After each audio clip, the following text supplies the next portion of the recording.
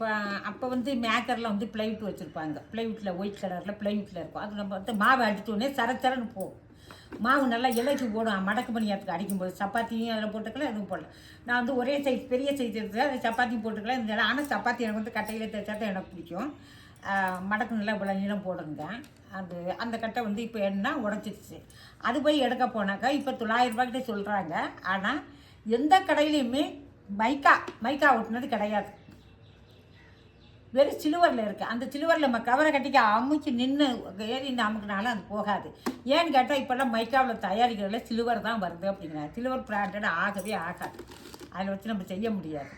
ஒரே ஒரு இடத்துல எங்கள் ஊர்லேயே கைகாட்டியில் நான் வந்து தஞ்சாவூரில் தேடி பார்த்து கிடைக்கல, பட்டுக்கோட்டையில் தேடி பார்த்து, பேராவூரில் தேடி பார்த்து எங்கேயுமே மைக்கா ஒட்டின மேக்கர் கிடையாது. ஆனால் எங்கள் ஊருக்கு ஆவணம் கிராமத்தில் கைகாட்டியில் ஒரு கடையில் அது இருந்தது.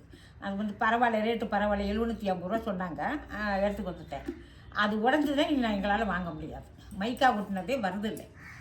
வெறும் சிலுவர். பெரிய பெரிய கடையெல்லாம் பார்த்தது வெறும் சிலுவர் தான் இருக்குது. அதுக்கு மாதிரி ஒவ்வொரு பொருளும் நான் காஸ்ட்லியாக கொடுத்தா வாங்கணும். வருஷத்துக்கு ஒன்று உடச்சிருவாங்க. இப்போ நான் முறுக்கு போகிறேன், பலகாரம் போகிறேன்னா எனக்கு வந்து அப்படியே இருக்கா பொருள் இந்த பொருளெல்லாம். இப்போ இந்த திருவிழா வந்து நான் ரிட்டர்ன் பண்ணணும். இத்தனைட்டு இது இதை விட கொஞ்சம் பாஸ்ட்டாக இருக்கா அப்படின்னு பார்த்தா அதை எடுக்கணும். அதுக்கு வந்து எங்கள் பொண்ணுக்கிட்ட தான் நான் கொடுக்கணும். நான் போக முடியாது. அடுத்த வாரம் உங்கள் ஊருக்கு வந்துட்டு போகும்போது எடுத்துகிட்டு போகிறேங்கிறாங்க.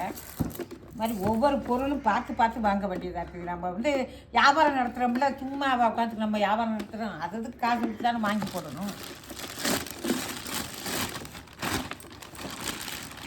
வீட்டுக்கு மட்டும்தான் உபயோகப்படுத்தலாம். அதுலேயும் திருவிழா வந்து அது மாதிரி இருந்தால் நம்ம தேங்காய் திருவ முடியாது.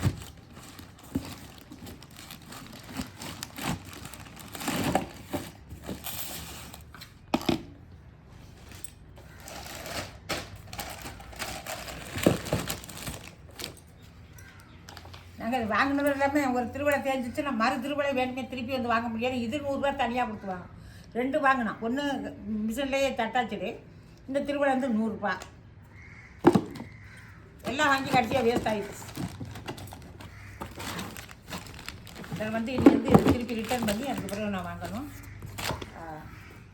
ஓகே, எனக்கு இந்த மட்டும் தேங்காய் தொழிலுக்கு என்னென்ன வாங்குறேங்கிறத உங்கள்கிட்ட சொல்லிட்டேன். நன்றி, வணக்கம், பணமாக சொல்லுங்கள்.